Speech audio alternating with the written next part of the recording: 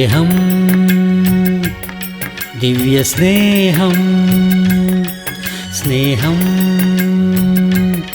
ദിവ്യസ്നേഹം. യൗവനക്കാരനായിരുന്ന യോശുവ മോശയുടെ അടുക്കൽ സഹായിയായി നിന്നു. ചുമടെടുക്കാനും എല്ലാ പണികളും ചെയ്യുവാൻ സഹായിച്ചിരുന്നു. എന്നാൽ യോശുവ വിശ്വാസം പഠിക്കാനിടയായി. മോശയുടെ അടുക്കൽ നിന്ന് സ്നേഹം അറിയാനിടയായി. സമാധാനത്തോടെ ആയിരിക്കുവാൻ പഠിച്ചു. യൗവനമോഹങ്ങളെ ജയിക്കുവാൻ കഴിഞ്ഞു. ദൈവദാസനോട് ചേർന്നിട്ട് ദൈവിക ദർശനങ്ങളെ പ്രാപിച്ചുകൊണ്ട് മോശ വൃദ്ധനായ സമയത്ത് മോശയുടെ മകനെയാണോ ദൈവം നായകനാക്കിയത്? മോശയുടെ മകനെയാണോ ദൈവം നായകനാക്കി തിരഞ്ഞെടുത്തത്? നിന്റെ അടുക്കലുള്ള യോശുവയെ വിളിച്ചു കൊണ്ടുവരിക, അവനെ കൊണ്ടുവന്ന് നീ അവനെ അഭിഷേകം ചെയ്യുക. ഞാൻ നിന്നോട് കൂടെ ഇരുന്നത് പോലെ യോശുവയോടും കൂടെ ഇരിക്കാനിടയാകും. നിന്നെ സഹായിച്ചതുപോലെ ഞാൻ യോശുവയെയും സഹായിക്കാനിടയാകും. ഒരു പണിക്കാരനായിരുന്നു. എന്നാൽ ദൈവത്തിന്റെ വലിയ പദ്ധതികൾ. 40 വർഷം പണിക്കാരനായി അവൻ വേല ചെയ്തു.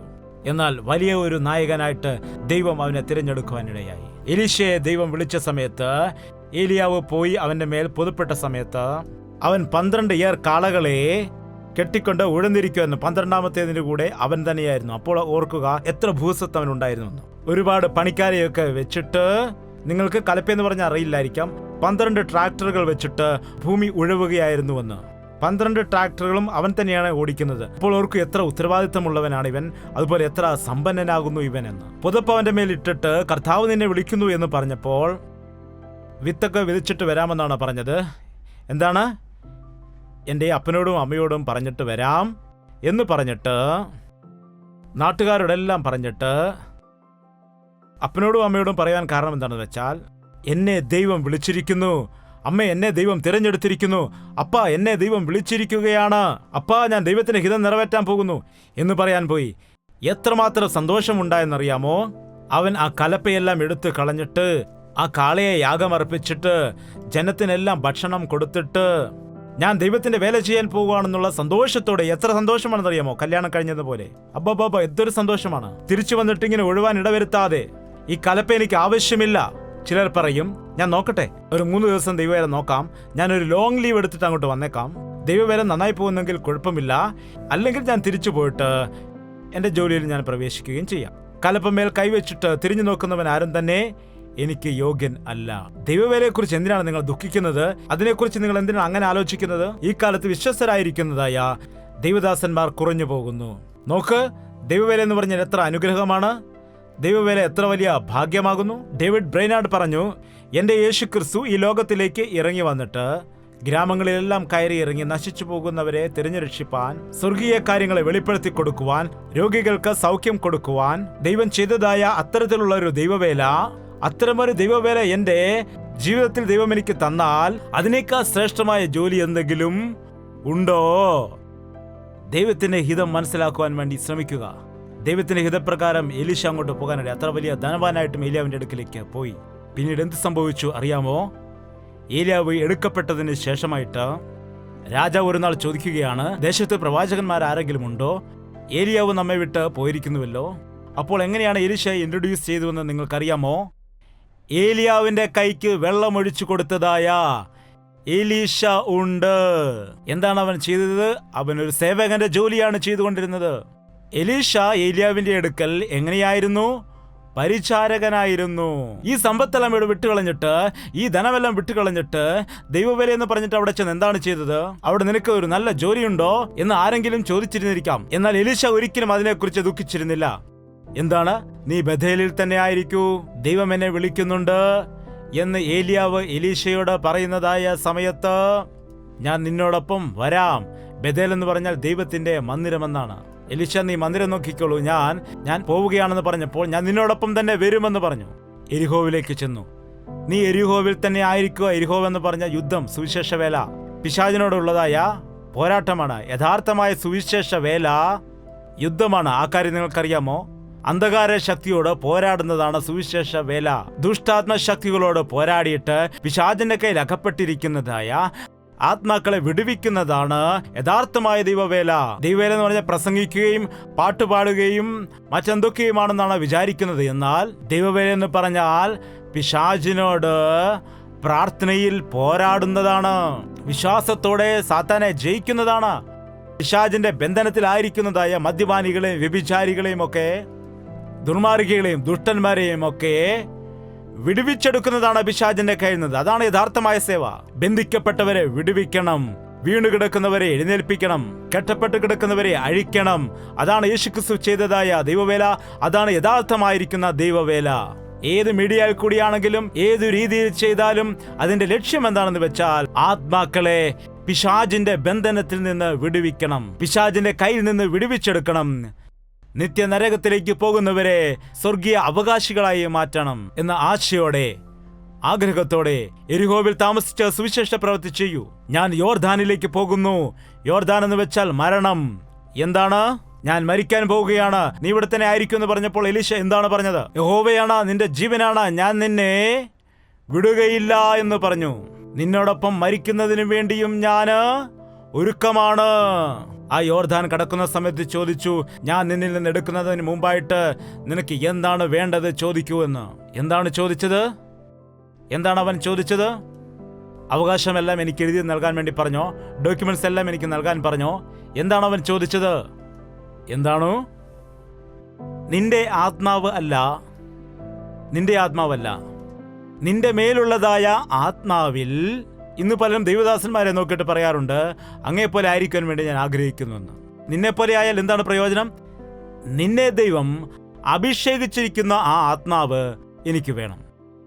നിന്നെ ദൈവം ഉപയോഗിച്ചുകൊണ്ടിരിക്കുന്നതായ ആ അഭിഷേകം എനിക്ക് വേണം. ഈ ജയ്പോളിന്റെ അഭിഷേകം വേസ്റ്റ് ആണ്. ജയ്പോളിനെ പോലെ ആകാൻ ആഗ്രഹിക്കരുത്. ജയ്പോളിൽ ഉള്ളതായ ആ ആത്മാവ് മാറുകയാണെങ്കിൽ പിന്നെ ജയ്പോൾ ഒന്നുമില്ല, ശൂന്യം, ഒരു പ്രയോജനവുമില്ല. എന്താണ്?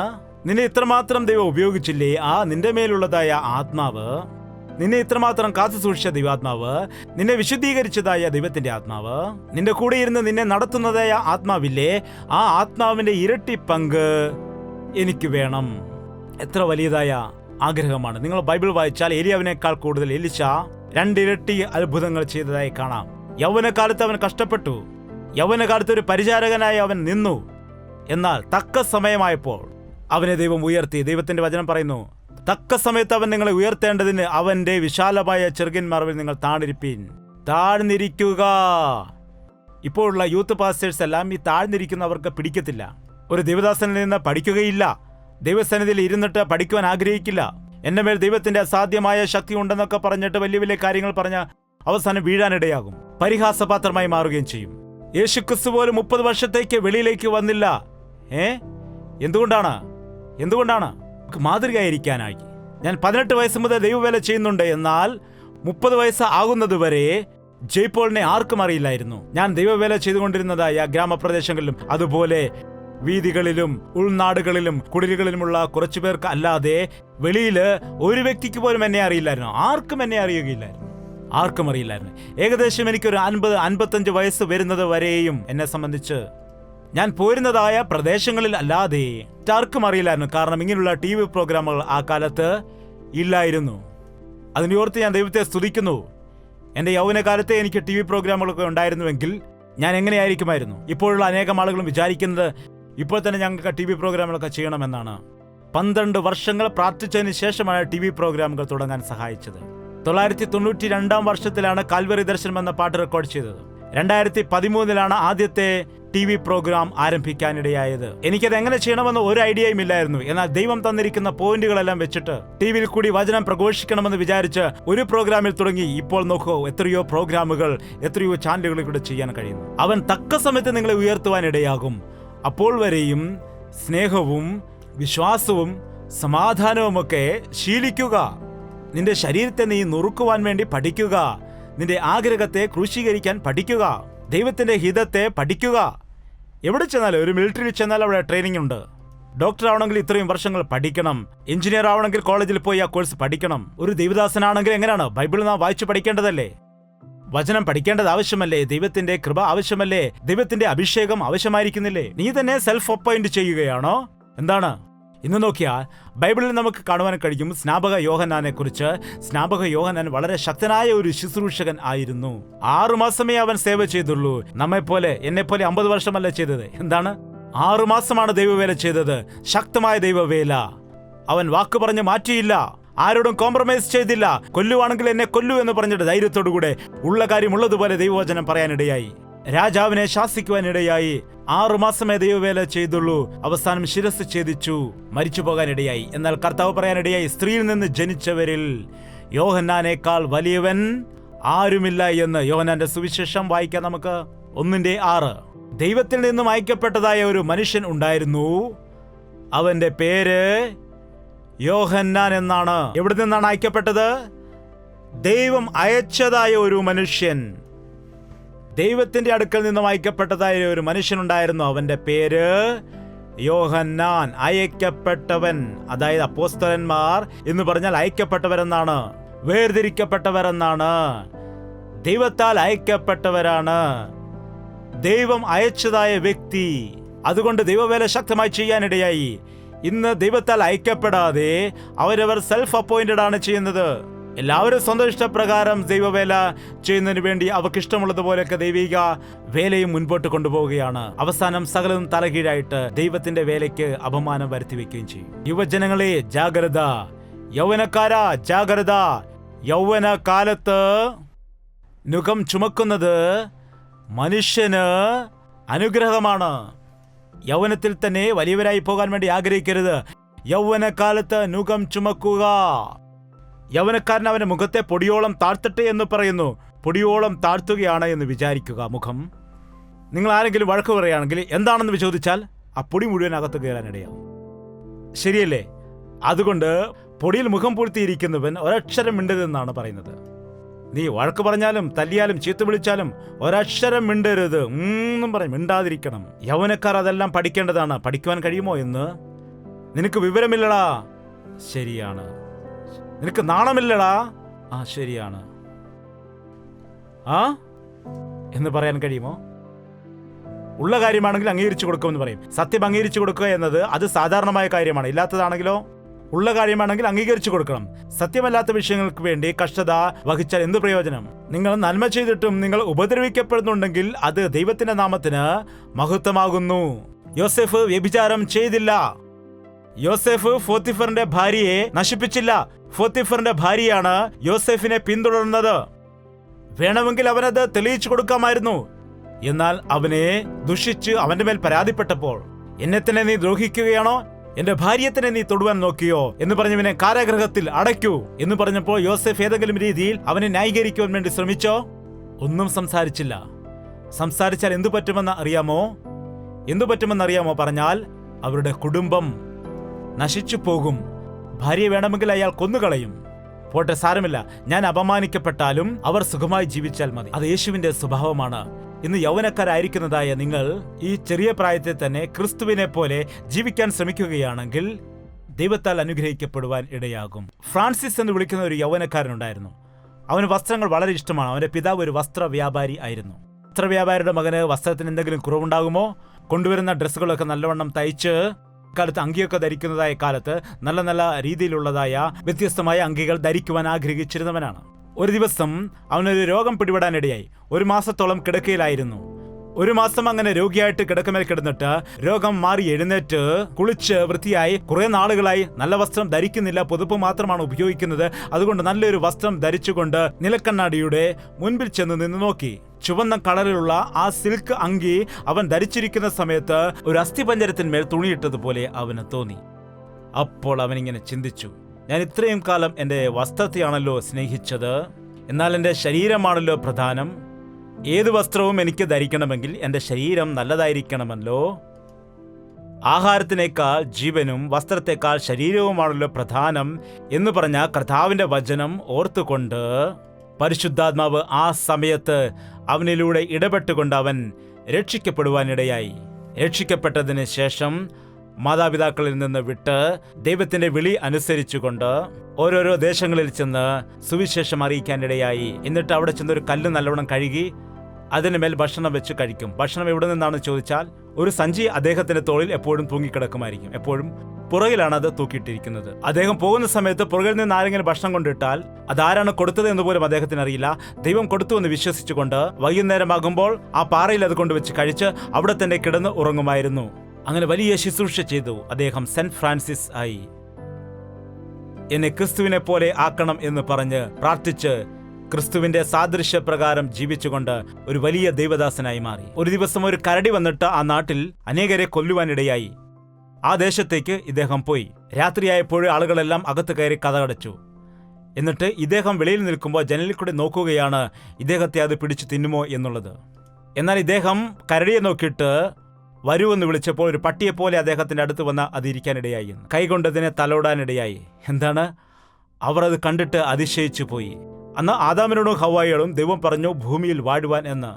ക്രിസ്തുവിന്റെ ശക്തിയും അവന്റെ സാദൃശ്യവും അദ്ദേഹത്തിൽ കാണുവാനിടയായി. ഒരു ദിവസം ഒരു കുഷ്ഠരോഗി അദ്ദേഹത്തിന്റെ അടുക്കൽ വന്നപ്പോൾ കുഷ്ഠരോഗിയുടെ ശരീരം വെള്ളമൊഴിച്ച് ശുദ്ധിയാക്കുകയാണ്. അങ്ങനെ കഴുകുമ്പോൾ ആ കുഷ്ഠം മുഴുവൻ മാറിപ്പോകുവാൻ ഇടയായി. അങ്ങനെ പരിപൂർണമായ സൗഖ്യം പ്രാപിച്ചു.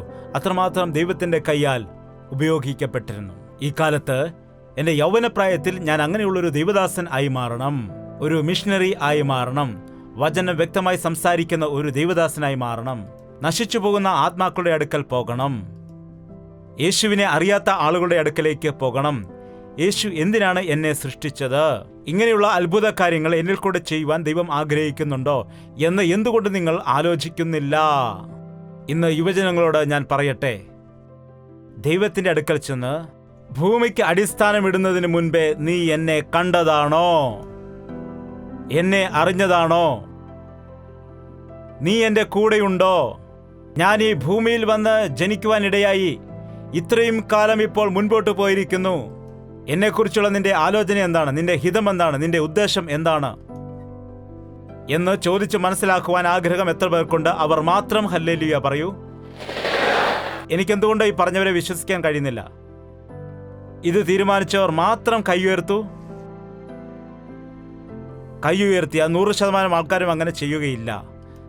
നിങ്ങളൊരു കാര്യം ചെയ്യുക, ദൈവത്തിന്റെ സന്നിധിയിൽ വെച്ച് മനസ്സിലാക്കണം യഥാർത്ഥമായി മാനസാന്തരപ്പെട്ടുവോ ഇല്ലയോ.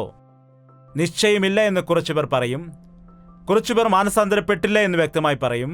മാനസാന്തരപ്പെടുവാൻ വിചാരിക്കുന്നുണ്ടെന്ന് അനേകം ആളുകൾ പറയാറുണ്ട്. അങ്ങനെ വിചാരിക്കുന്നവർ അങ്ങനെ തന്നെ മുൻപോട്ട് പോവുകയുള്ളൂ, മാനസാന്തരപ്പെടില്ല. എന്തുകൊണ്ടെന്നാൽ നാളെ എന്ന പദത്തിന് ഒരു അവസാനം ഇല്ല. ഭിത്തിയിൽ എഴുതാറുണ്ട് നാളെ വരൂ എന്ന്. അതായത് എപ്പോൾ പോയി നോക്കിയാലും അത് നാളെ എന്നാണ്, അതിനൊരു അവസാനമില്ല. എന്നും അങ്ങനെ തന്നെയാണ് കിടക്കുന്നത്. അതുകൊണ്ട് ഇതാണ് അനുകൂലമായ സമയം. ആദ്യം നിങ്ങൾ രക്ഷിക്കപ്പെടണം. രക്ഷിക്കപ്പെടണമെങ്കിൽ നിങ്ങൾ ഏകനായി പോയിട്ട് ദൈവത്തോട് പ്രാർത്ഥിക്കുക. ആരുടെ നിർബന്ധത്താലല്ല. നിർബന്ധത്തോടു കൂടി പ്രാർത്ഥിച്ചാൽ ശരിയാവില്ല. നിങ്ങൾക്ക് തന്നെ ആഗ്രഹം, ആ ആശ മനസ്സിൽ ഉണ്ടായിട്ട് എൻ്റെ ദൈവമായി എനിക്ക് സന്ധിക്കണം, എൻ്റെ ജീവിതത്തെക്കുറിച്ചുള്ള ദൈവത്തിന്റെ ആഗ്രഹം മനസ്സിലാക്കണം, എൻ്റെ യൗവന മോഹങ്ങളിൽ നിന്ന് വിടുവിക്കണം, ലോകത്തിന്റെ ആശകളിൽ നിന്ന് വിടുതൽ പ്രാപിക്കണം, എൻ്റെ ജീവിതത്തെക്കുറിച്ചുള്ള ദൈവത്തിന്റെ ആഗ്രഹം മനസ്സിലാക്കണം എന്നുള്ള ആശ നിങ്ങൾക്ക് ഉണ്ടാകണം. ഇവിടെ ഇരിക്കുന്ന യുവജനങ്ങളോടെല്ലാവരോടും കർത്താവിന്റെ നാമത്തിൽ ഓർമ്മിപ്പിക്കുന്നു, നിങ്ങളുടെ ജീവിതത്തിൽ ഇനി ഉള്ള ഒരു ദിവസം പോലും ദൈവത്തിന്റെ ഹിതത്തെ മനസ്സിലാക്കാതെ പോകുവാൻ അനുവദിക്കരുത്. നിങ്ങൾ മാനസാന്തരപ്പെടാത്ത വ്യക്തികളാണെങ്കിൽ ഒരു ദിവസം പോലും അതിനുവേണ്ടി നിങ്ങൾ ഇനി കാത്തിരിക്കരുത്. ഇതാകുന്നു പ്രസാദകാലം, ഇതാകുന്നു രക്ഷാ ദിവസം. ഇപ്പോൾ തന്നെ നിങ്ങളുടെ ജീവിതത്തിൽ ഒരുപാട് സമയം വൃഥാവായി പോയിരിക്കുന്നു. അതുകൊണ്ട് നിങ്ങളുടെ ജീവിതത്തിലെ ബാക്കിയുള്ള കാലം ദൈവത്തിന്റെ നാമത്തിനായി നിങ്ങൾ ഉപയോഗിക്കുക. ഒരു മകൻ ഒരു സ്ഥലത്ത് പോയിട്ട് വേട്ടയ്ക്ക് വേണ്ടി പോയി. അപ്പോൾ അവിടെ നിന്ന് കുറെ കല്ലുകൾ ലഭിക്കാനിടയായി. ആ കല്ലുകളിൽ നിന്ന് കുറെ എടുത്തിട്ട് അത് പോക്കറ്റിലിടുകയും വഴിയിൽ വരുമ്പോൾ ഓരോരോ കല്ല് എറിഞ്ഞ് വരികയും ചെയ്തു. എല്ലാ കല്ലും അങ്ങനെ എറിഞ്ഞു കളഞ്ഞു. അവസാനമായ കല്ല് ഇനി ഒന്നേ ഉള്ളൂ ബാക്കി. അത് എറിയുവാൻ തുടങ്ങിയ സമയത്ത് സൂര്യരശ്മി ആ കല്ലിന്മേൽ വീണിട്ട് വെട്ടിത്തിളങ്ങുവാനിടയായി. ഈ കല്ലെന്താണ് ഇങ്ങനെ തിളങ്ങുന്നത് എന്ന് നോക്കി. ഇതല്പം വ്യത്യാസമായിരിക്കുന്നല്ലോ എന്ന് പറഞ്ഞിട്ട് അയൽപക്കത്തുള്ള തട്ടാന്റെ അരികിൽ അത് കൊണ്ടുപോയി. തട്ടാന്റെ അരികിൽ കൊണ്ട് കാണിച്ചപ്പോൾ അദ്ദേഹം അത് കയ്യിലെടുത്തപ്പോൾ തന്നെ അത് മനസ്സിലാക്കി. 10,000 രൂപ തരാമെന്ന് പറഞ്ഞു. അവൻ അതിശയിച്ച് നിൽക്കുകയാണ്. ശരി, 20,000 രൂപ തരാം. അവസാനം പറയാ 1,00,000 രൂപ തരാമെങ്കിൽ തരുക. അയ്യോ എന്നും പറഞ്ഞ നിലവിളിക്കാനിടയായി. എന്താണ് 1,00,000 തരാമെന്ന് പറഞ്ഞപ്പോൾ കരയുന്നത് എന്തിനാണ്? ഇഷ്ടമല്ലെങ്കിൽ കുഴപ്പമില്ല, നീ തിരിച്ചു കൊണ്ടുപോക്കോ. അതല്ലെന്നേ. അയ്യോ പിന്നെ എന്തു പറ്റി? അയ്യോ എത്രയോ ലക്ഷങ്ങൾ. എന്റെ കയ്യിലിരുന്ന കല്ലുകളെല്ലാം ഞാൻ നഷ്ടപ്പെടുത്തി. അതെല്ലാം ഇപ്പോൾ ഉണ്ടായിരുന്നുവെങ്കിൽ എത്രയോ ലക്ഷങ്ങൾ ഉണ്ടാക്കാമായിരുന്നു എന്ന് പറഞ്ഞ് കരയാനിടയായി. ദൈവം നമുക്ക് തന്നിരിക്കുന്ന അവസരങ്ങൾ നോക്കിയാൽ ലക്ഷങ്ങളെക്കാൾ മൂല്യമുള്ളവയാണ്. എന്തെല്ലാം അവസരങ്ങൾ! ഞാൻ അന്നേ നന്നായിരുന്നുവെങ്കിൽ, മാനസാന്തരപ്പെട്ടെങ്കിൽ നന്നായിരുന്നു എന്ന് പറയും. എന്ന് എത്രയോ ആളുകൾ എൻ്റെ അടുക്കൽ വന്ന് പറഞ്ഞിട്ടുണ്ട്. ഞാൻ സൺഡേ സ്കൂളിൽ പഠിച്ച സമയത്ത് തന്നെ ദൈവം എന്നെ ദർശിക്കുവാൻ ഇടയായി. ഞാൻ യേശുവിന്റെ വേഷം ഒരു ദിവസം ധരിക്കാനിടയായി. എല്ലാവരും എന്നെ കണ്ടപ്പോൾ യേശുവിനെ പോലെയാണ് എന്ന് പറയാനിടയായി. എന്നിട്ട് ദൈവദാസൻ എന്നെ നോക്കി പറഞ്ഞു, ഇവൻ യേശുവിനെ പോലെ സേവ ചെയ്യും എന്ന്. എന്നാൽ ഞാൻ ഒന്നിനും കൊള്ളാത്തവനായി മാറി. ഇത്രയും കാലം എന്റെ ജീവിതം മുഴുവൻ ഞാൻ വൃഥാവാക്കി എന്ന് പറയുന്നവർ എത്രയോ ആളുകളുണ്ടെന്നറിയാമോ? ഞാൻ അന്നേ രക്ഷിക്കപ്പെട്ടിരുന്നുവെങ്കിൽ ഈ വ്യഭിചാര പാപത്തിന് ഞാൻ ഇന്ന് വീണു പോകുമായിരുന്നല്ലോ. ഇങ്ങനെ ജീവിതം പ്രശ്നത്തിലാകുമായിരുന്നില്ലല്ലോ. ഇങ്ങനെ ഞാൻ കുടുങ്ങിപ്പോകുമായിരുന്നില്ലല്ലോ. കെണിയിലാകി പോകുമായിരുന്നില്ലല്ലോ. എത്രയോ അവസരങ്ങൾ നഷ്ടപ്പെടുത്തി കളഞ്ഞു. ഒരുപക്ഷെ ഇത് അവസാനത്തെ ഒരു അവസരമായിരിക്കാം. ഇത് നഷ്ടപ്പെടുത്തി കളഞ്ഞാൽ, അന്ന് ഒരു നേരത്തെ ഊണിന് വേണ്ടി തന്റെ ജ്യേഷ്ഠാവകാശം നഷ്ടപ്പെടുത്തി കളഞ്ഞ ഏശാവിനെ പോലെ കണ്ണുനീരോടുകൂടി മാനസാന്തരപ്പെടുവാൻ വേണ്ടി ആഗ്രഹിച്ചു. എന്നാൽ മാനസാന്തരപ്പെടുവാനുള്ള അവസരം അവന് ലഭിച്ചില്ല. ആ വചനം കൂടെ വായിച്ചിട്ട് നമുക്ക് പ്രാർത്ഥിക്കാം. ശ്രദ്ധിക്കൂ. എബ്രായർക്ക് എഴുതിയ ലേഖനം 12-ാം അധ്യായം 16-ാം വാക്യം. ഒരു ഊണിന് ജ്യേഷ്ഠാവകാശം വിറ്റുകളഞ്ഞ യേശാവിനെ പോലെ അഭക്തനോ ആയിത്തീരുകയും ചെയ്യാതിരിപ്പാൻ കരുതിക്കൊള്ളുവിൻ. അവൻ പിന്നത്തേതിൽ അനുഗ്രഹം ലഭിപ്പാൻ ആഗ്രഹിച്ചു, കണ്ണുനീരോടുകൂടെ അപേക്ഷിച്ചിട്ടും തള്ളപ്പെട്ട് മാനസാന്തരത്തിന് ഇട കണ്ടില്ല എന്നു നിങ്ങൾ അറിയുന്നുവല്ലോ. അവൻ പിന്നീട് ശ്രമിച്ചിട്ടും അവന് അവസരം ലഭിച്ചില്ല. ലഭിച്ച അവസരം അവൻ വിനിയോഗിക്കാതിരുന്നത് കൊണ്ട് മാനസാന്തരപ്പെടുവാനുള്ളതായ അവസരം ലഭിച്ചില്ല. ഏശാവ് ജ്യേഷ്ഠനായി ജനിച്ച വ്യക്തിയാണ്. ഭൂമിക്ക് അടിസ്ഥാനമിടുന്നതിന് മുൻപേ ദൈവം അവനെ ജ്യേഷ്ഠനാക്കാൻ ആഗ്രഹിച്ചതാണ്. ജ്യേഷ്ഠ അവകാശം കൊടുത്തു. ദൈവം അവനെ വിശ്വാസിയുടെ പിതാവായ അബ്രഹാമിന്റെ ഗൃഹത്തിൽ ജനിപ്പിക്കാനിടയായി. 100 മേനി വിളയിച്ചതായ ഇസഹാക്കിന്റെ ഭവനത്തിൽ ജനിച്ചു. എത്ര വലിയ വ്യക്തിയായി മാറേണ്ടതാണ് അവൻ! എന്നാൽ ദൈവത്തിന്റെ കൃപയെ ഉപേക്ഷയായി വിചാരിച്ചു. ആഹാരത്തിന് വേണ്ടി മാത്രം കഷ്ടപ്പെട്ടു. വ്യഭിചാരിയായി പോയി. ലോകത്തിൽ ആശ വെച്ചു. അതുകൊണ്ട് അവൻ ഭ്രഷ്ടനായി മാറി എന്ന് ദൈവവചനം പറയുന്നു. ദൈവത്താൽ തിരഞ്ഞെടുക്കപ്പെട്ട നാം ആരും തന്നെ തള്ളപ്പെട്ടു പോകാതിരിക്കട്ടെ. ദൈവം സ്നേഹിക്കുന്നതായ നാം എല്ലാവരും ദൈവത്തിന്റെ ഹിതം തന്നെ ചെയ്യട്ടെ. ദൈവത്തിന്റെ ഹിതം മനസ്സിലാക്കിക്കൊണ്ട് അവന്റെ സാക്ഷികളായി ഇവിടെയായിരിക്കുന്ന എല്ലാ യൗവനക്കാരും ജീവിക്കുവാൻ ഇടയാകുമാറാകട്ടെ. യൗവനക്കാരെ, നിങ്ങൾ എഴുന്നേറ്റ് നിൽക്കുക. ഒരു നിമിഷം നിങ്ങൾ പ്രാർത്ഥിക്കുക. ദൈവം ഇപ്പോൾ തന്നെ ഒരു അത്ഭുത കാര്യം നിങ്ങളിൽ ചെയ്യും. നിങ്ങളുടെ ദുഃഖം എന്താണെന്ന് അവനോട് പറയുക. നിങ്ങളുടെ അവസ്ഥ എന്താണെന്ന് കർത്താവിനോട് പറയൂ. അവൻ നിങ്ങളെ വിട്ടുകളയില്ല, ഉപേക്ഷിക്കുകയില്ല. അവൻ നിങ്ങളെ ഒരു നാളും തള്ളിക്കളയാത്ത ദൈവമായതുകൊണ്ട് ഈ സമയത്ത് ഒരത്ഭുതം നിങ്ങളുടെ ജീവിതത്തിൽ ചെയ്യുവാൻ അവൻ ആഗ്രഹിക്കുന്നു. ഇനി ഒരിക്കലും നിങ്ങളുടെ സ്വന്തം വഴിയെ നിങ്ങൾ പോകരുത്. ഇനി ഒരിക്കലും പിശാചിന്റെ വഴിയെ നിങ്ങൾ ചലിക്കരുത്. ഈ ദിവസം മുതൽ നിങ്ങളുടെ ജീവിതം യേശുവിലേക്ക് സമർപ്പിക്കുക. യേശുവിന്റെ കയ്യിൽ ഏൽപ്പിച്ചു കൊടുക്കൂ. അവൻ നല്ലവനാണ്. അവൻ നിന്നെ സ്നേഹിക്കുന്നവനാണ്. അവൻ നിനക്ക് വേണ്ടി പ്രാണൻ നൽകിയവനാണ്. അവൻ നിന്റെ കൂടെ ഇരിക്കുന്നവനാണ്. അവൻ നിന്നെ അനുഗ്രഹിക്കുന്നവനാണ്. ഇതിൽ കൂടുതൽ നിനക്ക് എന്താണ് വേണ്ടത്? ഇതിൽ പര സന്തോഷം നിനക്ക് എന്താണുള്ളത്? അവന്റെ പദ്ധതിയിൽ നീ ഉണ്ട്. അവന്റെ ഹിതത്തിൽ നീ ആയിരിക്കുന്നു. അവന്റെ ചിന്തകളിൽ നീ ഉണ്ട്. അവന്റെ വലിയ പദ്ധതികളിൽ നീ ഉണ്ട്. നീ നിന്നെക്കുറിച്ച് ചെറുതായി ചിന്തിക്കുന്നു. നീ ഇടുങ്ങിയ രീതിയിൽ ചിന്തിക്കുന്നു. എന്നാൽ ദൈവം നിനക്ക് വേണ്ടി വൻ കാര്യങ്ങൾ ചെയ്യുവാൻ ആഗ്രഹിക്കുന്നു. വലിയ പദ്ധതികൾ അവൻ ചിന്തിക്കുന്നു. യൗവനക്കാരാ, നിന്നെക്കുറിച്ച് ദൈവത്തിന് വലിയ പദ്ധതിയുണ്ട്. യൗവനക്കാരത്തി, ദൈവം നിന്നെ സൃഷ്ടിച്ചത് ഒരു ഉദ്ദേശത്തോടു കൂടിയാണ്. തളർന്നു പോകരുത്, നിരാശപ്പെട്ടു പോകരുത്, നിൽക്കുവാൻ പാടില്ല. ദൈവത്തിന്റെ രാജ്യത്തിന്റെ വിശാലതയ്ക്ക് വേണ്ടി അനേകരെ അവങ്കലേക്ക് ചേർക്കുവാനായിട്ട് ദൈവം നിന്നെക്കുറിച്ച് ആഗ്രഹിക്കുന്നു. നിന്നെക്കുറിച്ച് അവനൊരു പദ്ധതിയുണ്ട്. കർത്താവേ, നിന്റെ ഹിതമെന്നിൽ നിറവേറ്റപ്പെടുമാറാകട്ടെ എന്ന് വായി തുറന്ന് പ്രാർത്ഥിക്കാം. പരിശുദ്ധനായ സ്നേഹമുള്ള പിതാവേ, ഒരിക്കൽ കൂടി ഞങ്ങളെ ദർശിക്കുമാറാകണമേ. ഭൂമിക്ക് അടിസ്ഥാനമിടുന്നതിന് മുൻപേ നീ ഞങ്ങളെ അറിഞ്ഞവനാണ്, തിരഞ്ഞെടുത്തവനാണ്. ഞങ്ങളെ എല്ലാവരുടെയും ജീവിതത്തിൽ ഈ ദിവസം ഈ സന്ദേശം കേൾക്കുന്ന എല്ലാവരെയും നസറേന യേശുക്രിസ്തുവിന്റെ നാമത്തിൽ വേർതിരിക്കുകയാണ് കർത്താവേ. അഭിഷേകിക്കുമാറാകണമേ. സമർപ്പിക്കുകയാണ് ദൈവമേ. ഇതാ ഞാനൊരു പുതിയ കാര്യം ചെയ്യുവാൻ പോകുന്നു.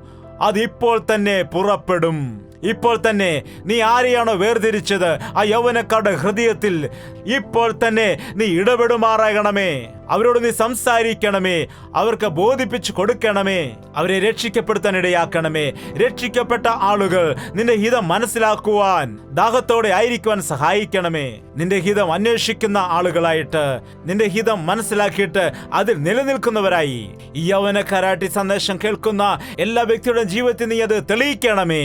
നിന്റെ നാമത്തെ മഹത്വപ്പെടുത്തുമാറാകണമേ പിതാവേ. യേശു ക്രിസ്തുവിന്റെ നാമത്തിൽ അപേക്ഷിക്കുന്നു പിതാവേ. നമ്മുടെ പിതാവായ ദൈവത്തിന്റെ സ്നേഹവും പുത്രനായ യേശു ക്രിസ്തുവിന്റെ കൃപയും പരിശുദ്ധാത്മാവിന്റെ കൂട്ടായ്മയും സഹവാസവും കടന്നു വന്നിരിക്കുന്ന എല്ലാവരുടെയും മേൽ ഇന്നു മുതൽ എന്നേക്കും ഉണ്ടായിരിക്കുമാറാകട്ടെ. ആമേൻ. യേശുവേ യേശുവേ യേശുവേ യേശുവേ യേശുവേ യേശുവേ യേശുവേ യേശുവേ നിന്നെ നിന്നെ എന്നും ഞാൻ സേവിക്കും. നീ മാത്രം രാജാവെന്നും. നിന്നെ നിന്നെ എന്നും ഞാൻ സേവിക്കും. നീ മാത്രം രാജാവെന്നും. യേശുവേ യേശുവേ യേശുവേ യേശുവേ യേശുവേ യേശുവേ യേശുവേ യേശുവേ യേശുവേ യേശുവേ യേശുവേ